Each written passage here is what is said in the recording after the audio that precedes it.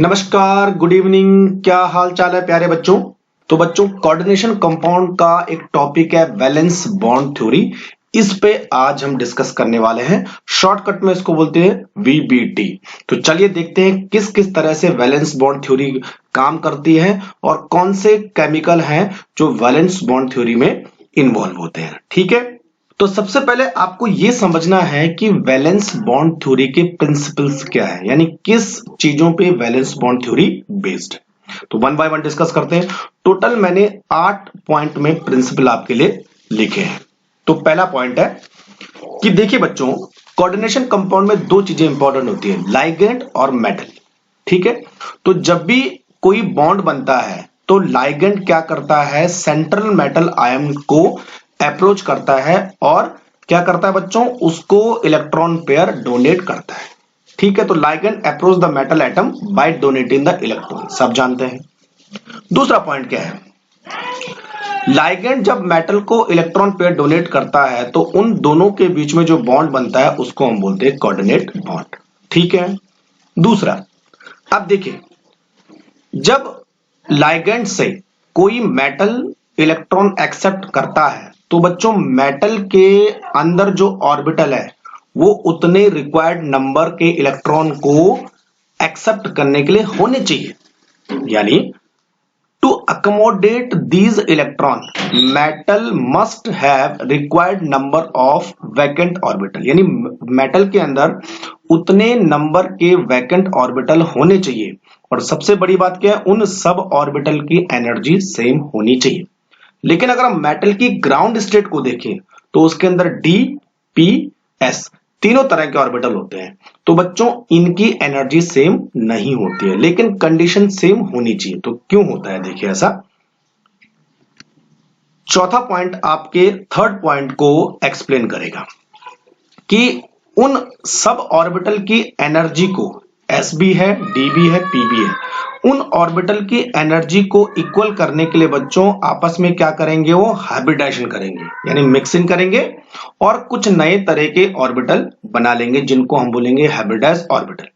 ठीक है, तो उन सबकी एनर्जी क्या हो जाएगी, इक्वल हो जाएगी। तो देखिए क्या बोलता है हमारा पॉइंट नंबर 4, दीज ऑर्बिटल ऑर्बिटेन, कौन से ऑर्बिटल, इक्वल एनर्जी वाले orbital, by hybridization of metal orbital to give sets of equal energy orbital. ठीक है, तो थर्ड और फोर्थ को अगर हम एक्सप्लेन करें तो कोऑर्डिनेशन बॉन्ड बनाने के लिए मेटल के पास उतने नंबर के ऑर्बिटल यानी वैकेंट ऑर्बिटल होने चाहिए जिनकी एनर्जी इक्वल होगी। और इक्वल एनर्जी तभी पॉसिबल है जब वो सबके सब आपस में मिलके हाइब्रिडाइजेशन करेंगे। क्लियर। पांचवा पॉइंट यानी सेकंड स्लाइड का पहला पॉइंट है ना, पांचवा पॉइंट ये बोलता है बच्चों कि अब उन वैकेंट ऑर्बिटल को पाने के लिए, यानी वैकेंट ऑर्बिटल होने के लिए डी ऑर्बिटल में कभी कभी इलेक्ट्रॉन की पेयरिंग हो जाती है। ठीक है, ध्यान रखिए इस पॉइंट को, है ना। समटाइम्स, है ना, हर बार नहीं होगा, ध्यान रखिए। कई बार जो है हमें उतने रिक्वायर्ड नंबर के वैकेंट ऑर्बिटल चाहिए जितने हमारे पास लाइगेंड के इलेक्ट्रॉन्स है ना। हर ऑर्बिटल में 2 इलेक्ट्रॉन है, तो बच्चों अगर 6 लाइगेंड होंगे तो 6 हमें वैकेंट ऑर्बिटल चाहिए। उन ऑर्बिटल को बनाने के लिए उन डी ऑर्बिटल के इलेक्ट्रॉन्स, मेटल के डी ऑर्बिटल के इलेक्ट्रॉन्स आपस में पेयर हो जाते हैं। ठीक है, लेकिन ध्यान रखिए पेयर कब होंगे, हाइब्रिडाइजेशन से पहले होंगे, ताकि उतने नंबर के रिक्वायर्ड ऑर्बिटल हमें मिल सके। क्लियर हो गया। इसका पॉइंट नंबर 6 आएगा। अब देखो, central metal atom make the available number of empty D orbital equal to the coordination number for formation of the coordination bond with ligand. यानी जब जो है उनके पास रिक्वायर्ड नंबर के एम्प्टी ऑर्बिटल हो जाएंगे, और उनका नंबर कितना होना चाहिए बच्चों, जितने लाइगेंड होंगे। अगर हमें 4 लाइगेंड मेटल एटम के साथ कंबाइंड हो रहे हैं तो 4 एम्प्टी ऑर्बिटल चाहिए, 5 हो रहे तो 5 एम्प्टी ऑर्बिटल चाहिए, 6 हो रहे तो 6 एम्प्टी ऑर्बिटल चाहिए। ठीक है, डी ऑर्बिटल के पास तो उतने नंबर के उनके पास डी ऑर्बिटल वैकेंट होने चाहिए ताकि वो उनके साथ कोऑर्डिनेशन बॉन्ड बना सके। क्लियर हो गया पॉइंट। नेक्स्ट पॉइंट हमारे पास, उसके बाद जब डी ऑर्बिटल रिक्वायर्ड नंबर के हमें मिल जाते हैं मेटल के पास, तो लाइगेंड जो है मेटल को इलेक्ट्रॉन डोनेट करता है उन एम्प्टी डी ऑर्बिटल को, ठीक है, और ओवरलैप करता है उनके ऑर्बिटल के साथ by donating of electrons to empty hybridized orbital. हाँ, सिंपल सी बात है कि मेटल ने लाइगेंड के साथ कंबाइंड हुआ, मेटल के पास वैकेंट डी ऑर्बिटल आए, रिक्वायर्ड नंबर के उतने ही वैकेंट डी ऑर्बिटल होंगे जितने हमारे पास लाइगेंड है। अब लाइगेंड जो है उन वैकेंट डी ऑर्बिटल के साथ ओवरलैपिंग करेगा और मेटल और लाइगेंड के बीच एक कोऑर्डिनेशन बॉन्ड बन जाएगा। क्लियर? ठीक है। लास्ट पॉइंट है कि जब कोऑर्डिनेशन बॉन्ड बनता है बच्चों, तो उस कोऑर्डिनेशन बॉन्ड की एनर्जी इक्वल होती है और लेंथ भी इक्वल होती है, लेकिन उनका ओरिएंटेशन थोड़ा सा अलग होगा क्योंकि ज्योमेट्री अलग होगी। ये इक्वल लेंथ और इक्वल एनर्जी तभी पॉसिबल है जब सारे ऑर्बिटल एक जैसे होंगे। ठीक है बच्चों, तो इन 8 पॉइंट को आप देख लीजिए किस तरह से समझ में आता है आपको, दोबारा से पढ़ लीजिए। और अब मैं कुछ एग्जाम्पल करवाने वाला हूं, आपको और अच्छी तरह से समझ में आ जाएगा कि वीबीटी क्या बोलती है। क्लियर? चलो, उससे पहले एक सबसे इंपॉर्टेंट चीज जिसमें कई बच्चे कंफ्यूज होते हैं कि किस तरह के ऑर्बिटल या किस तरह का हाइब्रिडाइजेशन आएगा, कोऑर्डिनेशन नंबर क्या होगा और ज्योमेट्री क्या बनेगी। बहुत इंपॉर्टेंट है ना, यानी coordination number, type of hybridization और ज्योमेट्री क्या होगी, इन तीनों के बीच आप थोड़ा सा रिलेशन देख लीजिए, फिर मैं एग्जांपल करके बताता हूं। बच्चों, अगर कोऑर्डिनेशन नंबर 4 होगा, इसका मतलब 4 लाइगेंड है और 4 ही ऑर्बिटल यूज होंगे। तो कौन से 4 ऑर्बिटल होंगे? अगर वो 4 ऑर्बिटल sp3 होते हैं, ध्यान रखें, तो जो कॉम्प्लेक्स आयन की ज्योमेट्री होगी वो 100% टेट्राहेड्रल होगी, सब लोग जानते हैं। दूसरा, अगेन सेकंड कंडीशन में अगर कोऑर्डिनेशन नंबर 4 हुआ तो अगेन कितने ऑर्बिटल यूज होते हैं? 4। लेकिन बच्चों, इस समय अगर एक डी ऑर्बिटल हो और एक s और 2 p, यानी dsp2 टाइप का हाइब्रिडाइजेशन होता हो, तब टेट्राहेड्रल ना होके ज्योमेट्री का नाम होगा स्क्वायर प्लेनर। ध्यान रखिए, दोनों में नंबर ऑफ ऑर्बिटल सेम है, यहां भी 4 ऑर्बिटल है, यहां भी 4 ऑर्बिटल, लेकिन ऑर्बिटल का टाइप अलग अलग है। टेट्राहेड्रल में sp3, स्क्वायर प्लेनर में dsp2। क्लियर हो गया? और कोऑर्डिनेशन नंबर 4 और 4 रहेगा। ठीक है, अब आगे बढ़ते हैं। अगर कोऑर्डिनेशन नंबर 5 हुआ तो इसका मतलब कितने ऑर्बिटल यूज होंगे? 5 ऑर्बिटल। तो बच्चों, 5 ऑर्बिटल मतलब sp3d, ये वाला, एक s 3 p और एक d, टोटल 5 ऑर्बिटल होंगे। और ये जो ज्योमेट्री होगी वो होगी ट्राइगोनल बाइपिरामिडल, जैसे pCl5 में होता है। ठीक है, अगर कोऑर्डिनेशन नंबर 6 हुआ तो टोटल लाइगेंड कितने यूज होंगे? 6 होंगे। टोटल ऑर्बिटल कितने यूज होंगे? 6 यूज होंगे। तो वो ऑर्बिटल जो है 2 टाइप के हो सकते हैं। एक होता है बच्चों sp3d2, 6 ऑर्बिटल, तो उस ज्योमेट्री को हम बोलेंगे ऑक्टाहेड्रल। लेकिन अगर d2sp3 हुआ तो अगेन ज्योमेट्री होगी ऑक्टाहेड्रल। ठीक है, लेकिन ऑक्टाहेड्रल में 2 अलग अलग तरह की हाइब्रिडाइजेशन आपको देखने को मिलता है। ध्यान रखिए, sp3d2 एंड d2sp3 दोनों को हम ऑक्टाहेड्रल बोलेंगे। अब देखिए इनमें डिफरेंस क्या होता है। ठीक है, मान लीजिए हमारे पास कोई मेटल है और मोस्टली मेटल डी ब्लॉक के एलिमेंट होते हैं। ठीक है, तो इनका अगर हम इलेक्ट्रॉनिक कॉन्फ़िगरेशन देखें तो बच्चों, ये जो ऑर्बिटल है ये 3d है, ये 4s है, ये 4p है और ये 4d है, ऐसे कुछ होता है। ठीक है, 3d से स्टार्ट होते हैं, then 4s, then 4p and then 4d। तो 3d भरता रहता है, 4s में ऑलरेडी 2 इलेक्ट्रॉन होते हैं, केवल कॉपर और क्रोमियम में एक्सेप्शन है। ठीक है, p बाद में तब भरेगा जब d कंप्लीट हो जाएगा। ठीक है, जब ये तीनों भर जाएंगे तब 4d भरेगा। ठीक, अब अगर मैं sp3 हाइब्रिडाइजेशन की बात करूं बच्चों, तो एक s और 3p ऑर्बिटल अगर इन्वॉल्व होंगे, ये वाले 4s और 4p, तो वहां पर होगा sp3 हाइब्रिडाइजेशन, यानी टेट्राहेड्रल ज्योमेट्री बनेगी। क्लियर हो गया? लेकिन अगर बच्चों देखो, एक d ऑर्बिटल, एक s ऑर्बिटल और 2 p ऑर्बिटल इन्वॉल्व होते हैं, तो ज्योमेट्री का नाम होगा dsp2। अगेन यहां भी जो है 4 कोऑर्डिनेशन नंबर होगा, लेकिन ज्योमेट्री क्या बनेगी? Square planar. देखिए ध्यान रखें ना, यानी DsP2 में 3d का ऑर्बिटल इन्वॉल्व हो रहा है, क्लियर, और 2 pk और 1 s का। समझ में बात आ गई? अब अगर बात करें बच्चों sp3d, तो sp3d में ये 2 sp3 और एक d ऑर्बिटल इन्वॉल्व होता है, ठीक है। तो यही कंसेप्ट sp3d ट्राइगोनल बाइपिरामिडल। अब आ जाए ऑक्टाहेड्रल पे। देखो ऑक्टाहेड्रल में 2 कंडीशन है, एक होता है sp3d2, तो कौन से d2? ये वाले sp3d2 ये वाले, ठीक है। और दूसरा होता है बच्चों d2sp3, तो वो d2 में इनर ऑर्बिटल होंगे ये वाले d2sp3, सॉरी इधर आएगा ना, d2sp3। तो ये जो d पहले लिखा है ना, उसका मतलब होता है 3d ऑर्बिटल, और अगर d बाद में लिखा होता है उसका मतलब होता है 4d ऑर्बिटल, ठीक है। तो आपको समझ जाना चाहिए कि किस तरह के ऑर्बिटल इन्वॉल्व हो रहे हैं, किस तरह की ज्योमेट्री बनेगी, और कौन सा कोऑर्डिनेशन नंबर होना चाहिए। क्लियर कट हो गया? चलिए आगे बढ़ते हैं। अब 1 बाय 1 सबसे पहले बात करते हैं कि ऑक्टाहेड्रल कॉम्प्लेक्स कैसे बनेंगे, ठीक है बच्चों। तो ऑक्टाहेड्रल कॉम्प्लेक्स में ये मैं आपको बताने वाला हूं कि नंबर ऑफ लिगेंड कितने होंगे, कोऑर्डिनेशन नंबर कितना होगा, हैबिटेशन क्या होना चाहिए, मैग्नेटिक प्रॉपर्टी क्या होनी चाहिए, ये 4 इंपॉर्टेंट है।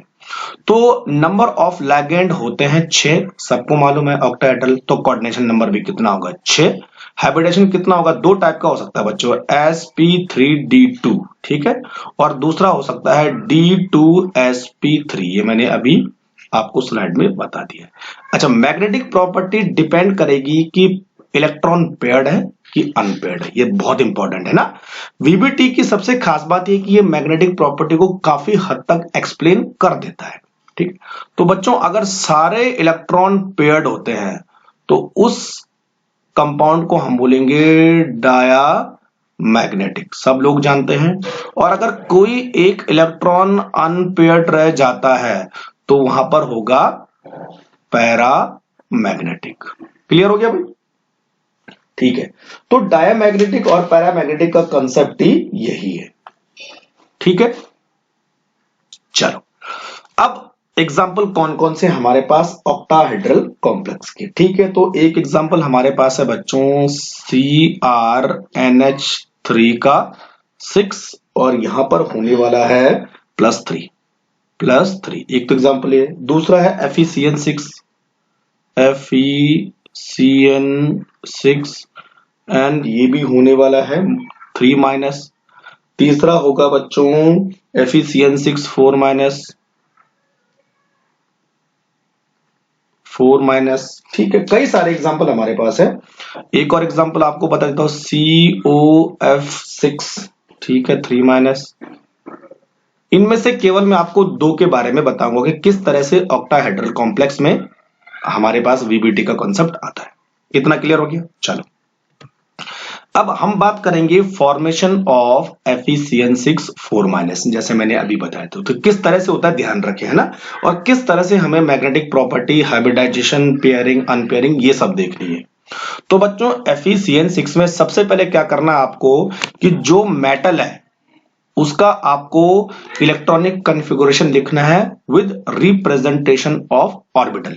क्लियर? तो सबसे पहले हमारे पास आयरन है, तो आयरन का जो इलेक्ट्रॉनिक कॉन्फ़िगरेशन होता है, यानी हम इसको बोल सकते हैं एटॉमिक नंबर जो होता है 26। तो ये रहा F एटम का हमने 26 लगा, और 26 का electronic configuration in ground state में ऐसा होता है, मतलब 3d6 होता है ना, 3d6 हमेशा ध्यान रखना, 3d6 4s2 and p orbital vacant होता है, सब लोग जानते हैं, ठीक। तो सबसे पहले इलेक्ट्रॉनिक कॉन्फ़िगरेशन आपको लिख देना है।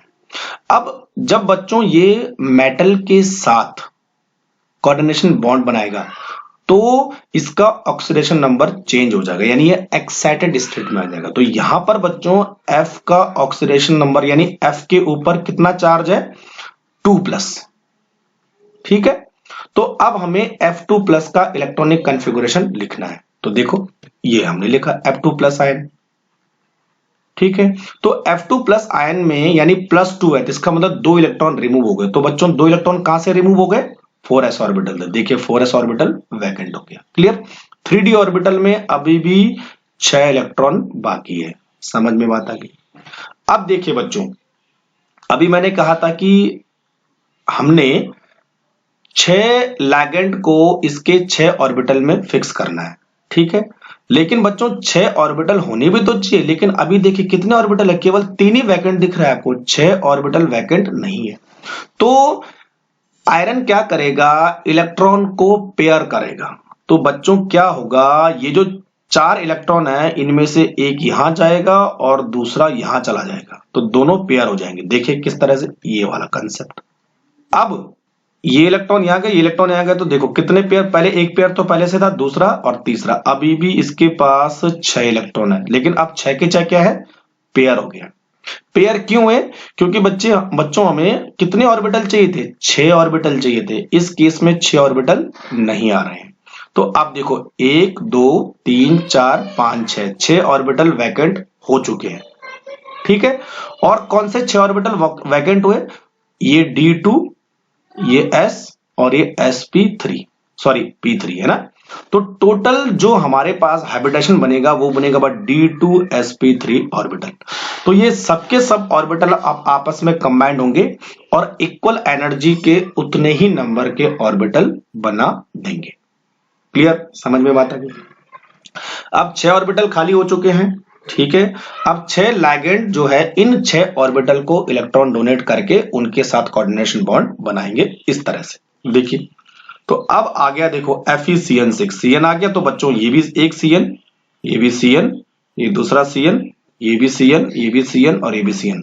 ये जो 2 XX आप देख रहे हैं, दीज आर द इलेक्ट्रॉन, ठीक है। तो हर लैगेंड के 2 इलेक्ट्रॉन इन एम्प्टी ऑर्बिटल के साथ कंबाइंड होकर कोऑर्डिनेशन बॉन्ड बनाएंगे, ठीक है। तो हो गया हमारे पास FeCN6 का फॉर्मेशन।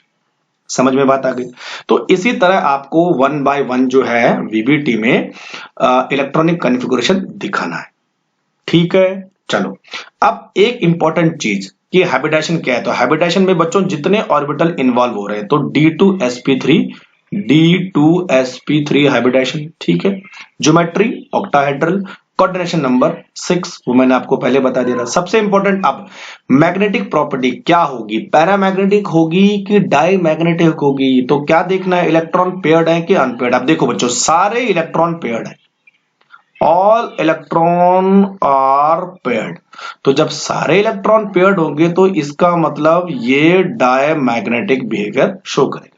तो FeCN6 क्या होगा, डायमैग्नेटिक। कंसेप्ट क्लियर, आगे बढ़े, ठीक है। सेम कंसेप्ट अभी आएगा, फॉर्मेशन ऑफ CrNH36, ठीक है। वही कहानी, सबसे पहले आपको क्या करना है, क्रोमियम का ग्राउंड स्टेट का इलेक्ट्रॉनिक कॉन्फ़िगरेशन लिखना है। तो ये हमने लिखा, क्रोमियम 24 होता है बच्चों, एक्सेप्शन होता है कि S में 1 होता है, यानी 3d5 एंड 4s1, सबको सब जानते हैं। अब देखो क्रोमियम का यहाँ पर ऑक्सीडेशन नंबर कितना है, तो NH3 के पास तो 0 चार्ज होता है। तो जो भी कोऑर्डिनेशन स्पेयर का चार्ज होगा वही Cr का ऑक्सीडेशन नंबर होगा, तो Cr+3। इसका मतलब अब हमें Cr+3 का ऑक्सीडेशन नंबर, सॉरी Cr+3 का इलेक्ट्रॉनिक कॉन्फ़िगरेशन लिखना है। तो Cr+3 मतलब 3 इलेक्ट्रॉन हमें रिमूव करने हैं। तो ऑब्वियसली एक तो S से जाएगा और एक इधर से जाएगा, एक इधर से जाएगा, है ना। अब देखिए, ये देखिए, एक यहां खाली हुआ, दूसरा यहां खाली हुआ, तीसरा यहां खाली हुआ। क्लियर हो गया, ठीक है। अब देखिए बच्चों कि यहां पर कितने ऑर्बिटल आपको खाली दिख रहे हैं। अगेन 1 2 3 4 5 और 6 खाली दिख रहे हैं। अब बच्चों ये इलेक्ट्रॉन क्या होंगे, पेयर्ड नहीं होंगे। ये चीज बहुत इंपॉर्टेंट है, ठीक है। कब पेयर्ड होता है, कब पेयर्ड नहीं होता है।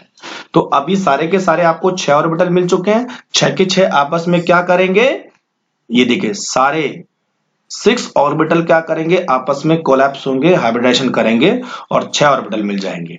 क्लियर हो गया। तो Cr3 के 6 ऑर्बिटल हमें मिल चुके हैं। और कौन से ऑर्बिटल है, D2sp3, ठीक है। अब इनके साथ 6 लाइगेंड, यानी कौन से लाइगेंड, NH3 क्या करेंगे, सबको इलेक्ट्रॉन देंगे और उनके साथ क्या करेंगे, ऑर्बिटल सॉरी बॉन्ड बना लेंगे। क्लियर हो गया। अगेन कौन से ऑर्बिटल इन्वॉल्व हो रहे हैं, D2sp3, D2sp3 हाइब्रिडाइजेशन क्या होगा, D2sp3 कोऑर्डिनेशन नंबर 6, ठीक है। अगेन जो ज्योमेट्री है वो ऑक्टाहेड्रल है। अब सबसे इंपॉर्टेंट रहता है मैग्नेटिक प्रॉपर्टी, ठीक है। मैग्नेटिक प्रॉपर्टी क्या देखना है बच्चों, इलेक्ट्रॉन पेयर्ड है कि अनपेयर्ड है। देखो यहां पे इलेक्ट्रॉन आपको अनपेयर्ड दिख रहे हैं,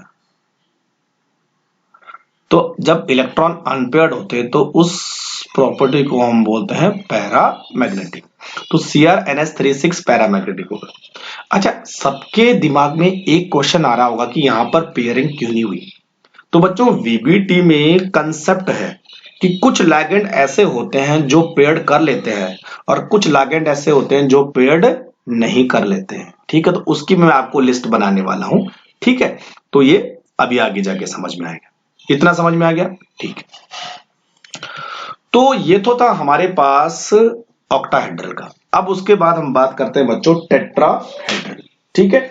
तो टेट्राहेड्रल में देख लेते हैं, टेट्राहेड्रल नंबर ऑफ लिगेंड कितने होंगे, 4। तो कोऑर्डिनेशन नंबर भी कितना होगा, 4। हाइब्रिडेशन कितना होगा बच्चों, sp3, एक s और 3 p ऑर्बिटल। ध्यान रखें टेट्राहेड्रल। मैग्नेटिक प्रॉपर्टी डिपेंड करेगी कि पेयर्ड है कि अनपेयर्ड है, ठीक है। आप देखो एग्जाम्पल कौन कौन से पहले देख लेते हैं। निकल टेट्रा कार्बोनिल, निकल टेट्रा कार्बोनिल और यहां 0, ठीक है। दूसरा हमारे पास है ZnNH3 का 4 और चार्ज होगा +2, ठीक है। ये भी टेट्राहेड्रल करेगा। तो इस तरह से हमारे पास निकल टेट्रा और भी है, बहुत सारे एग्जांपल है। NiCl4 और इसको स्क्वायर में रखो, ठीक है। 2- है ना, बहुत सारे एग्जांपल है। एक एग्जांपल और कर सकते हैं FeCl4, ठीक है। और इसमें जो चार्ज होगा वो 2- होगा, ठीक। मैं आपको केवल इन दो के बारे में बताने वाला हूं। क्लियर हो गया, चलो कहानी भाई। फॉर्मेशन ऑफ टेट्राअमीन जिंक, ठीक है।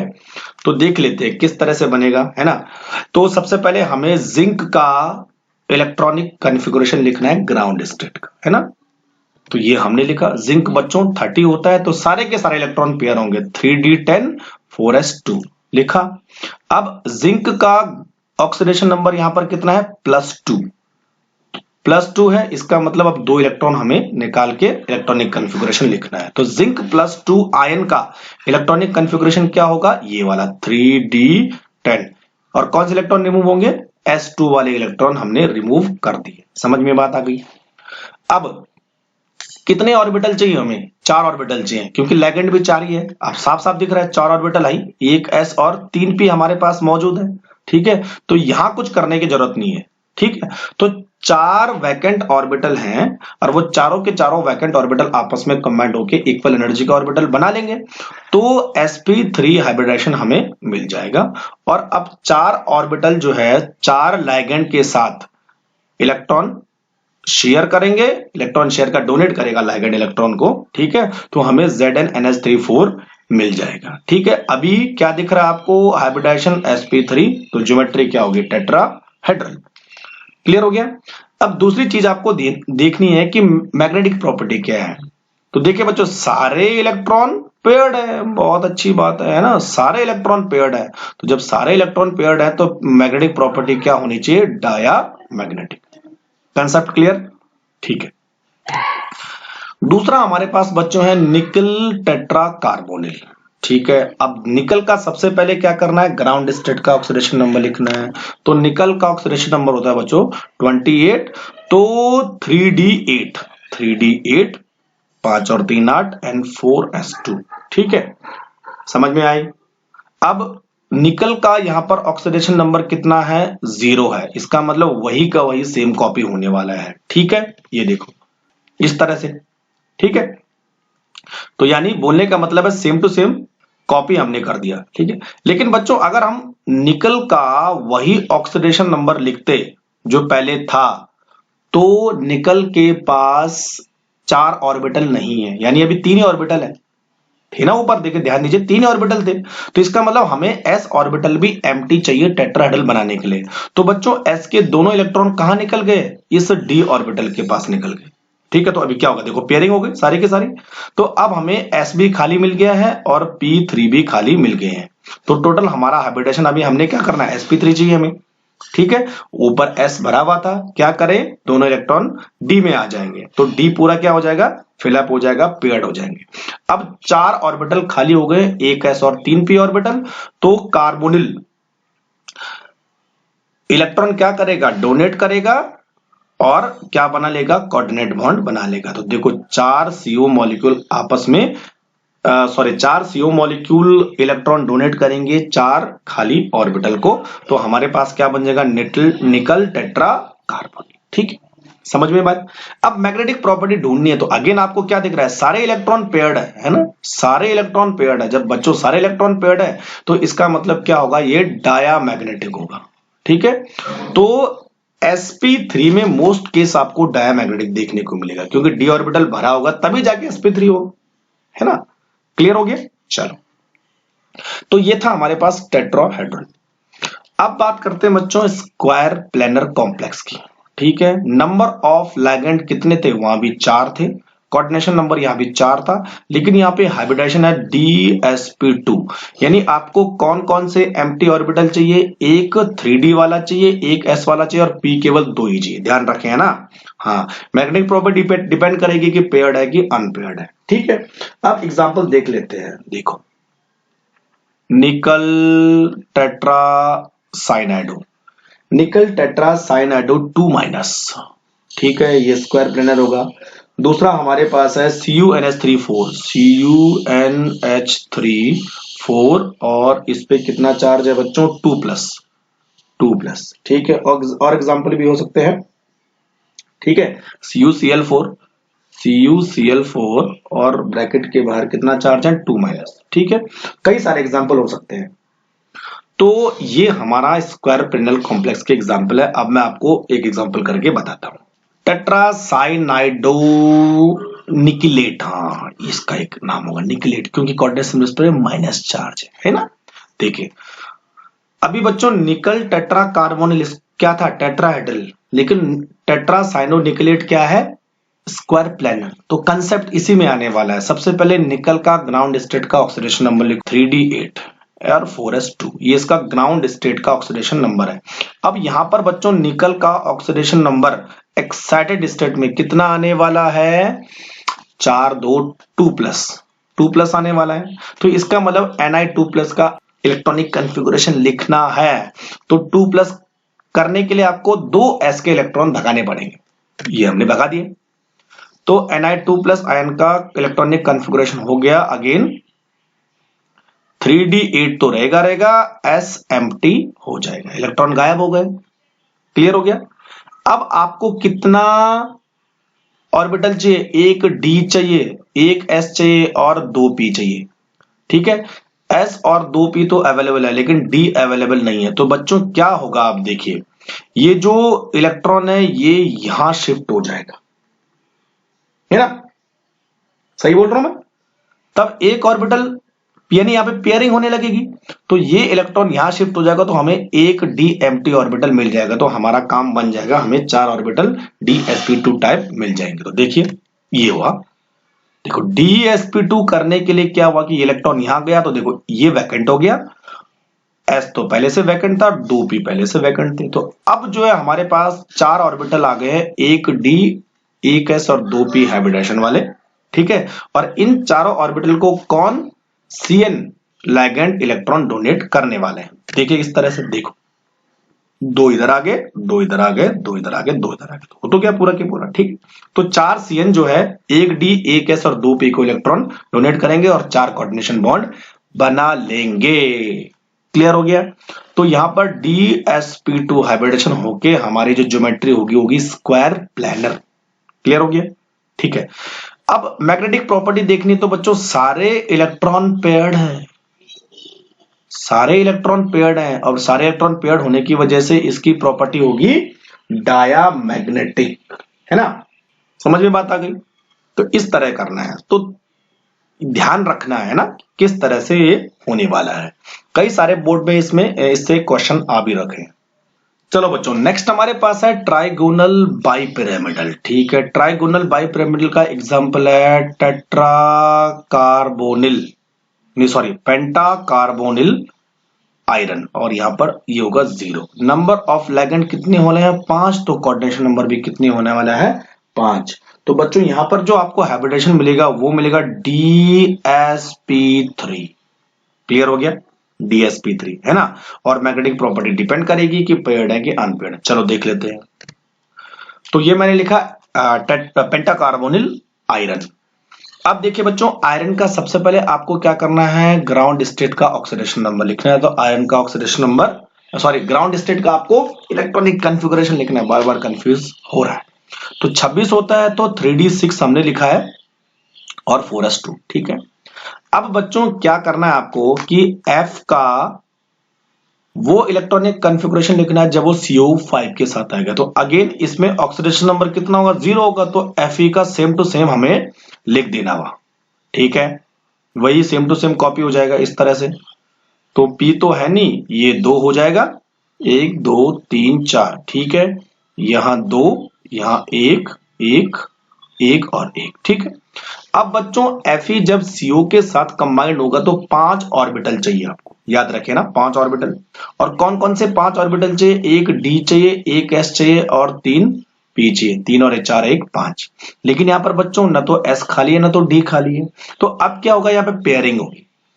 तो ये ऑर्बिटल जाए, देखो ये ऑर्बिटल यहां आ जाएगा, ये इलेक्ट्रॉन यहां आ जाएगा। यानी कुल मिला के बोलने का मतलब है कि हमारे पास ये सब के सब मिलके, देखो 2 ये है, 2 ये है, 2 ये है, टोटल कितने इलेक्ट्रॉन हुए? 6। और 6 इलेक्ट्रॉन जो है इन 3 ऑर्बिटल में पैक हो जाएंगे, यानी पेयर करा लेंगे। तो कुछ ये इस तरह का बन जाएगा। देखिए 1 2 3 4, ये 2 और ये P के 3। ठीक है, 2 तो पहले से पेयर थे, तो टोटल हमारे पास 6 इलेक्ट्रॉन थे। तो हमें 3 ऑर्बिटल की जरूरत हो रहा है। तो बस ये 3 ऑर्बिटल हो गए। 4 और 2 6। तो ये 6 के 6 किस में आ गए? इन तीनों में आ गए। अब हमारे पास देखो एक D खाली हो गया है, एक S खाली हो गया है और 3 P है। तो अगेन हमारे पास sp3d कंसेप्ट आ सकता है इस तरह से। देखिए इसको मैं थोड़ा सा हटा देता हूं, है ना। अब देखिए ये 3 ऑर्बिटल पेयर करके आ गए, है ना। तो एक D खाली हो गया है 3D, और एक S खाली हो गया और 3 P खाली हो गए। तो अगेन हमारे पास DsP3 हाइब्रिडेशन बन जाएगा। तो टोटल 5 ऑर्बिटल है। तो कार्बोनिल जो है 5 कार्बोनिल इन 5 ऑर्बिटल को इलेक्ट्रॉन देके कोऑर्डिनेशन बॉन्ड बना लेंगे। तो हमारे पास FeCO5 बन जाएगा। ठीक है। अब मैग्नेटिक प्रॉपर्टी देखनी है बच्चों। तो सारे इलेक्ट्रॉन क्या है? पेयर्ड है। तो सारे इलेक्ट्रॉन पेयर्ड होने की वजह से ये क्या होगा? डायामैग्नेटिक। क्लियर कंसेप्ट हो गया? ठीक है। तो इस तरह हम जो है VBT का कंसेप्ट यूज करते हैं कई कंपाउंड्स की मैग्नेटिक प्रॉपर्टी, उनके इलेक्ट्रॉनिक कॉन्फ़िगरेशन, कोऑर्डिनेशन बॉन्ड को देखने के लिए। समझ में बात? चलो अब बच्चों इसमें एक और इंपॉर्टेंट कंसेप्ट आता है कि inner and outer orbital complexes. ठीक है, तो थोड़ा इसको समझिए क्या होता है। तो ये मैंने 2 चीजें लिखी हैं। ये इनर ऑर्बिटल कॉम्प्लेक्स की ये कुछ डेफिनेशन है और ये उसके कुछ ऑर्बिटल है। तो सबसे पहले आप ऑर्बिटल देखिए। जब भी हमारे पास कोई मेटल होता है तो उसके इलेक्ट्रॉनिक कॉन्फ़िगरेशन में हम इन ऑर्बिटल यूज करते हैं। एक 3D, एक 4s, एक 4p और यहां पे 4d, ऐसे ऑर्बिटल यूज होते हैं। ठीक है। तो अब देखिए बच्चों ऊपर क्या बोल रहा है। When the complex formed involve inner d orbital। अच्छा, इनर d ऑर्बिटल का मतलब ये वाले इनर है ना। अगर बच्चों ये वाले d ऑर्बिटल वहां पर यूज होते हैं उसको हम इनर d ऑर्बिटल बोलते हैं। अगर ये वाले d ऑर्बिटल होते हैं हाइब्रिडाइजेशन में तो उसको हम बोलते हैं आउटर d ऑर्बिटल। इतना ध्यान रखना है। तो अगर कॉम्प्लेक्स बनाते वक्त हाइब्रिडाइजेशन में ये 3D वाले यूज होते हैं तो उसको हम बोलते हैं इनर d कॉम्प्लेक्स। और ये यूज कब होंगे? मोस्ट ऑफ क्या होगा बच्चों की metal are made up of paired, यानी अगर सारे इलेक्ट्रॉन पेयर्ड हो जाएंगे तभी जाके ये खाली होगा।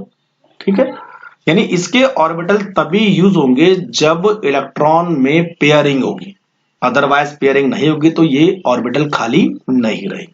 ठीक है, तो ये तभी यूज होता है जब इलेक्ट्रॉन पेयर्ड होते हैं। ठीक है, और अगर बच्चों इलेक्ट्रॉन पेयर्ड हो जाएंगे तो उस कॉम्प्लेक्स की प्रॉपर्टी क्या होने वाली है, डायमैग्नेटिक। हमेशा नहीं होगी लेकिन मोस्ट ऑफ क्या होगी, डायमैग्नेटिक होगी, और उसके अंदर जो है अनपेयर्ड इलेक्ट्रॉन बहुत कम होंगे क्योंकि पेयरिंग हो चुकी है। ठीक है, और ऐसे कॉम्प्लेक्स को हम बोलते हैं लोअर स्पिन कॉम्प्लेक्सेस, लो स्पिन कॉम्प्लेक्सेस। ठीक है, तो लो स्पिन कॉम्प्लेक्सेस में मोस्टली इलेक्ट्रॉन की पेयरिंग होती है, डायमैग्नेटिक प्रॉपर्टी शो करेगा, हमेशा नहीं, कम नंबर ऑफ अनपेयर्ड इलेक्ट्रॉन होंगे। ठीक है, और 3d ऑर्बिटल यूज होंगे।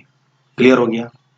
अब बात करते हैं आउटर ऑर्बिटल कॉम्प्लेक्स। वही कहानी यहां पर, ये 3d, ये 4s, ये 4p एंड ये 4d, ये ऑर्बिटल इस समय यूज होते हैं क्योंकि ये आउटर ऑर्बिटल कॉम्प्लेक्स है। तो बच्चों ये पूछा है कि when the complex form involve the outer n-d orbital, ये आउटर है, ये यूज होते हैं, उनको हम बोलते हैं आउटर ऑर्बिटल कॉम्प्लेक्स। और ये यूज कब होंगे बच्चों, जब ये पूरा की पूरा भरा होगा या इसके इलेक्ट्रॉन अवेलेबल नहीं होंगे, यानी इसके ऑर्बिटल अवेलेबल नहीं होंगे।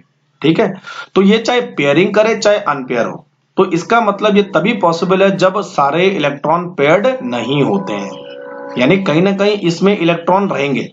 अब चाहे वो अनपेयर्ड हो चाहे वो पेयर्ड हो, तो जब इसमें इलेक्ट्रॉन रहेंगे तो वो मोस्टली क्या होंगे, अनपेयर्ड होंगे। तो यानी जो हमारा कॉम्प्लेक्स बनेगा वो क्या होगा, पैरामैग्नेटिक बिहेव होगा, और इसमें नंबर ऑफ अनपेयर्ड इलेक्ट्रॉन ज्यादा होंगे। क्योंकि हम सब लोग जानते हैं कि 3d ऑर्बिटल जो है मोस्ट ऑफ जिंक को छोड़ के सारा के सारा क्या होता है, वैकेंट होता है, यानी आधा भरा होता है ना। कहीं 3d5 है, कहीं 3d6 है, कहीं 3d7 है, जिंक में ही पूरा होता है, बाकी किसी में पूरा नहीं होता है, इतना ध्यान रखिए। तो अगर 3d ऑर्बिटल अवेलेबल नहीं है, इसका मतलब उसके अंदर सारे के सारे इलेक्ट्रॉन अनपेयर्ड है, और जब वो अनपेयर्ड है तो शो कैसा होगा, पैरामैग्नेटिक। ठीक है, ऐसे कॉम्प्लेक्स को बच्चों हम बोलते हैं हाई स्पिन कॉम्प्लेक्सेस। ठीक, चलो अब यहां पर मैंने एक पॉइंट लिखा है कि इनर ऑर्बिटल कॉम्प्लेक्सेस के एग्जाम्पल और आउटर के एग्जाम्पल। तो मैं थोड़ा सा आपको एग्जाम्पल लिख के बता देता हूं, आपको और अच्छी तरह से समझ में आ जाएगा। ठीक है, तो इनर ऑर्बिटल कॉम्प्लेक्स के एग्जाम्पल कौन से हैं बच्चों, देखो ये पूरा मैं मिटा देता हूं तभी आपको और समझ में आ जाएगा ना। चलो देखो, केवल एग्जाम्पल्स है ना, तो यहां पर ये ऑर्बिटल यूज हो रहे हैं। तो एग्जाम्पल हमारे पास है बच्चों CONH3 6, अभी ये बात आई थी। ठीक है, और इसके ऊपर जो चार्ज है वो है 3+, ये की भी होगा। दूसरा है MnCN6, और बच्चों इसके ऊपर जो चार्ज होता है वो होता है 3-। तीसरा हमारे पास है COCN6, और इसके ऊपर जो चार्ज है वो है 4-। ठीक है, चौथा हमारे पास है COC2O4 का 6, सॉरी O4 का 3, और इसके ऊपर जो चार्ज आने वाला है वो 3- आने वाला है। इस तरह से जो है इनको हम बोलेंगे लोअर या इनर ऑर्बिटल कॉम्प्लेक्सेस या लो स्पिन कॉम्प्लेक्सेस। क्लियर। अब बच्चों हाई स्पिन कॉम्प्लेक्सेस के कुछ एग्जांपल देते हैं या आउटर ऑर्बिटल कॉम्प्लेक्सेस के। तो MnCl6, और इसके ऊपर जो चार्ज आएगा वो 3- होगा। दूसरा है FeF6, ठीक है, और इसके ऊपर जो चार्ज होगा वो भी 3- होगा। ठीक है, COFe6, इसके ऊपर जो चार्ज होगा वो भी 3- होगा। ठीक है, निकल H2O6, ठीक है, और इसके ऊपर जो चार्ज होगा वो होगा 2+। तो कई सारे एग्जांपल हमारे पास है आउटर और इनर ऑर्बिटल कॉम्प्लेक्सेस के। समझ में आएगी बात कि आउटर कब होता है और इनर कब होता है। ठीक है, तो कई बार पूछ लेते हैं इससे कि आउटर कौन सा है, इनर कौन सा है। समझ में बात आ गई। चलो आगे बढ़े। अब सबसे लास्ट पॉइंट इसमें आता है कि limitations of valence bond theory. कोई भी थ्योरी पूरी तरह से हर चीज को एक्सप्लेन नहीं कर पाती है, हर थ्योरी की अपनी कोई लिमिटेशंस होती है। ठीक है, तो इसी तरह वैलेंसी बॉन्ड थ्योरी की भी लिमिटेशंस है। तो बच्चों देखो 1 by 1 लिमिटेशंस क्या है। पहला लिमिटेशन से है कि मैग्नेटिक बिहेवियर कई बार मिसलीडिंग होता है, यानी पूरी तरह से एक्सप्लेन नहीं हो पाता है मैग्नेटिक बिहेवियर। ठीक है, कितना मैग्नेटिक बिहेवियर है, क्या है, वो इसमें एक्सप्लेन नहीं कर पाता है। दूसरा बच्चों, एक कंसेप्ट आता है लो स्पिन एंड हाई स्पिन। अभी मैंने बोला था कि high spin complexes and low spin complexes. ठीक है, तो कुछ मेटल, यानी अगर मान लिया जाए हमारे पास दो एग्जांपल है, देखो मैं आपको बताता हूं, CONH3 ये है आपका 3+, और दूसरा है बच्चों COF6, ये आपका है 3-, है ना।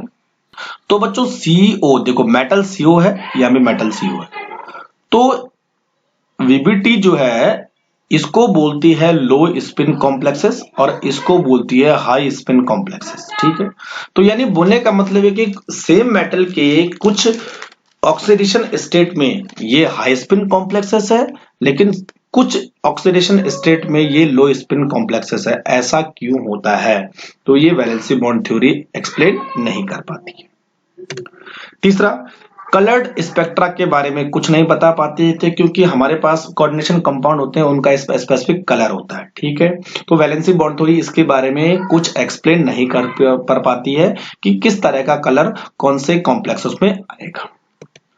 ठीक है, और चौथा इंपॉर्टेंट पॉइंट है बच्चों, थर्मोडायनेमिक और काइनेटिक स्टेबिलिटी ऑफ कॉम्प्लेक्स के बारे में ये कुछ भी एक्सप्लेन नहीं कर पाती है। ठीक है, तो ये, हाँ एक और भी देख लो भाई, है ना, it does not explain about, हाँ सबसे इंपॉर्टेंट है week ligand and strong ligand. अगर आपने क्रिस्टल फील्ड थ्योरी पढ़ी होगी तो कुछ लिगेंड वीक लिगेंड होते हैं और कुछ लिगेंड स्ट्रॉन्ग लिगेंड होते हैं, तो ये उसको एक्सप्लेन नहीं कर पाता है। और बच्चों एक चीज मैंने आपको बोली थी कि पेयरिंग कब होगी और कौन सा लिगेंड पेयरिंग करेगा और कब लिगेंड पेयरिंग नहीं करेगा, कौन सा लिगेंड पेयरिंग करेगा कौन सा पेयरिंग नहीं करेगा, वो ये थ्योरी बता नहीं पाती है, कि उसी के बेसिस पे ये जो है वीक लिगेंड और स्ट्रॉन्ग लिगेंड का कॉन्सेप्ट आता है। तो ये 5 इंपॉर्टेंट पॉइंट है जो वैलेंसी बॉन्ड थ्योरी एक्सप्लेन नहीं कर पाती। ठीक है, चलो आई होप आपको वीडियो पसंद आया होगा, काफी कुछ आपको सीखने को मिला होगा इस वीडियो से। समझ में आ जाए तो लाइक करके थंब का बटन दबा देना। कोई कंसेप्ट समझ में नहीं आया तो आप मुझे कमेंट करके पूछ सकते हैं। Thank you very much.